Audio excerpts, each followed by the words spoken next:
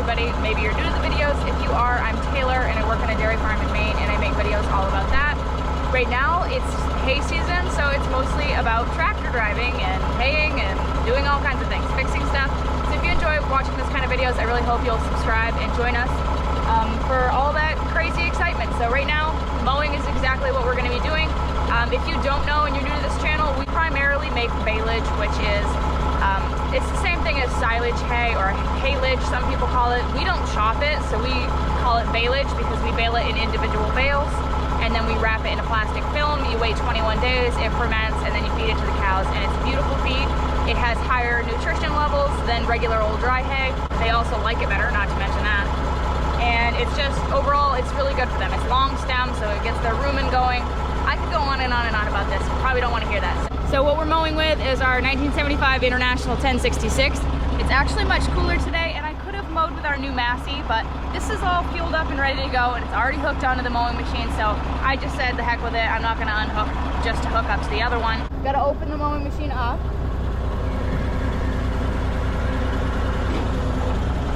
Put it in first, which it already is.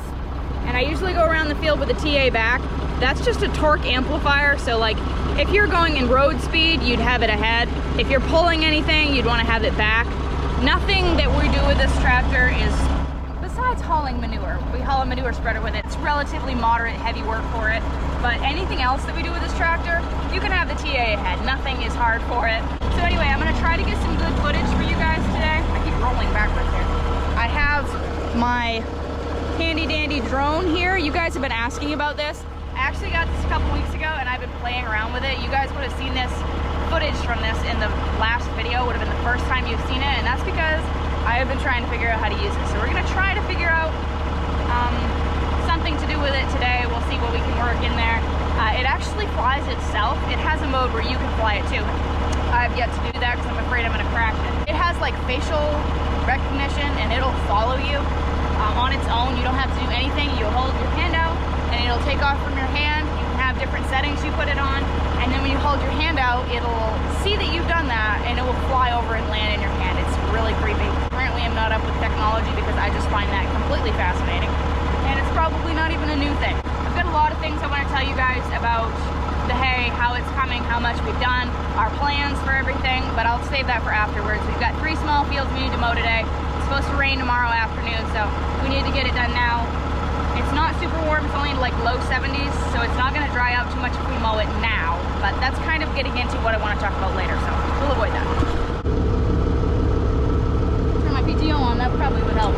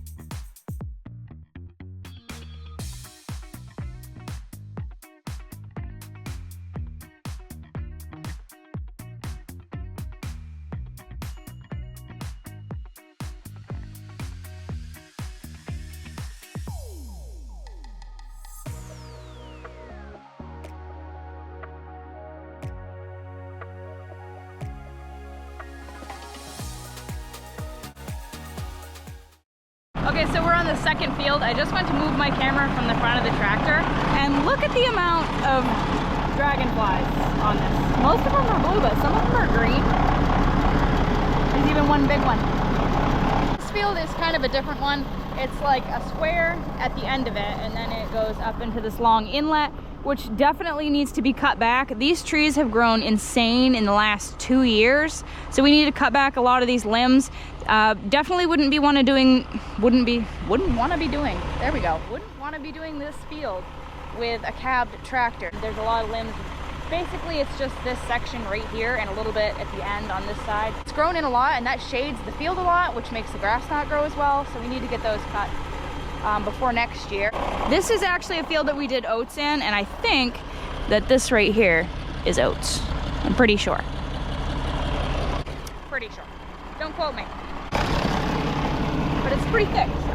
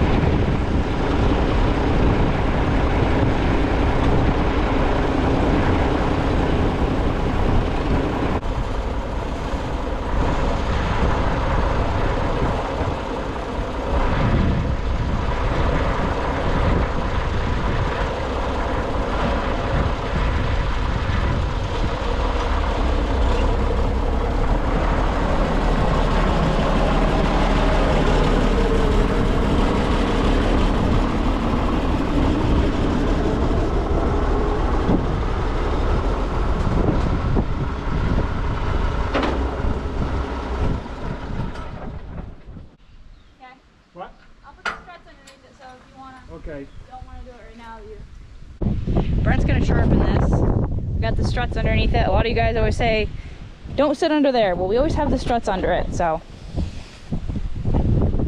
that's this metal sleeve. It's not coming down. You guys probably can't even hear me because it's raining so loud, but I just came out to get the cows and they're all in the freestall, just laying down. Most of them backwards, because that's how all of the heifers lay in the freestall. And they do not want to go inside. Come on, girls. Come on. Come on, back up. Good girl. Good girl. Come on. Up. There you go. You don't have to go in, darling.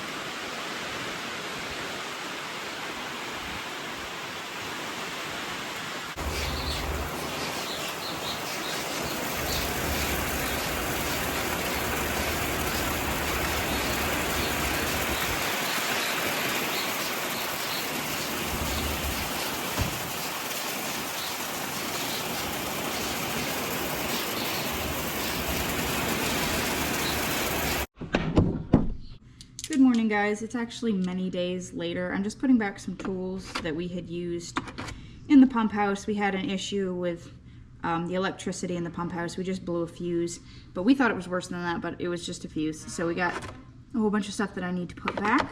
Now for haying. We were about 2 weeks ahead of what we still are, about 2 weeks ahead of what we usually would be. We're trying to find a compromise between quality of feed and quantity of feed.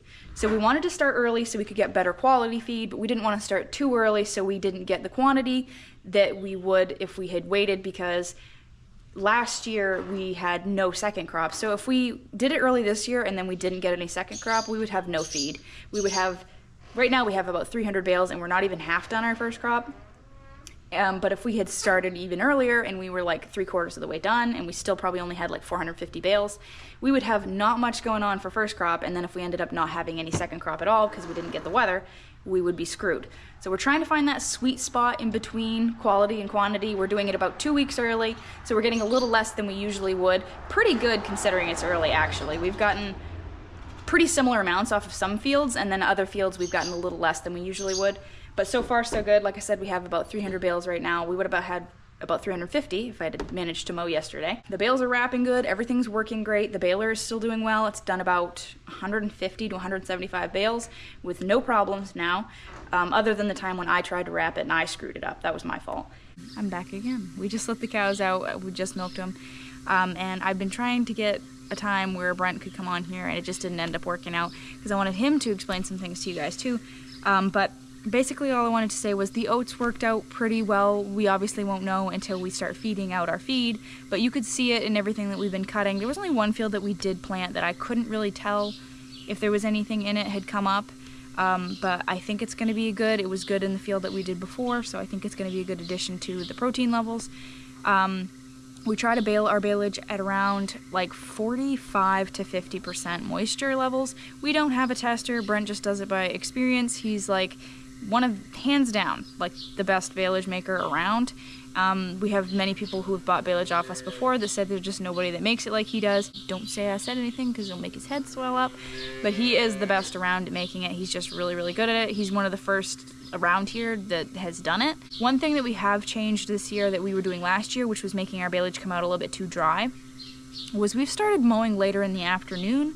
Rather than mowing it at like 10 o'clock, we'll mow it at like 1 o'clock. That just gives it less time to sit in the sun and dry out on that top level because we don't tether it at all. I know a lot of you guys don't like the way I say tether, but I'm never going to stop saying it that way. So we don't tether it, we just end up raking it together. We have our mowing machine open as wide as it'll go. It'll make just a regular windrow, or if you open it up, it'll throw everything pretty wide. And we have it like that right now. So we don't have to end up tethering it or anything. We just rake it together like it is, and that works out good. But unfortunately, when you do it that way, it's more surface area for it to dry out faster if you're just letting it sit in the field. So usually what we'll do is mow it around, like I said, around 1 or 2 o'clock, and then we will rake it the next morning while there's still a little bit of a dew on it, and it's been coming out beautiful. We're really excited to see how this all turns out this year. Between the slightly higher moisture levels and the oats we added, we're really interested to see when we start feeding this year's feed this fall, how the cows do on it. I think it's going to be great, and we do think it's going to end up being a good year. It's been raining on and off all day today. This is probably the most I've seen grass grow in June in a long time, in at least 5 or 6 years. So I hope that we're going to get second crop and possibly even third crop this year. So I hope you guys are having a good haying, cropping, whatever you're doing season, and things are going well for you. So if you guys enjoyed this video, don't forget to give it a thumbs up, comment down below. If you're not subscribed, go ahead and hit that subscribe button. That helps us out a lot. It doesn't cost you a thing. You know what I'm gonna say? Keep it real, keep farming. We'll see you next one. Bye guys.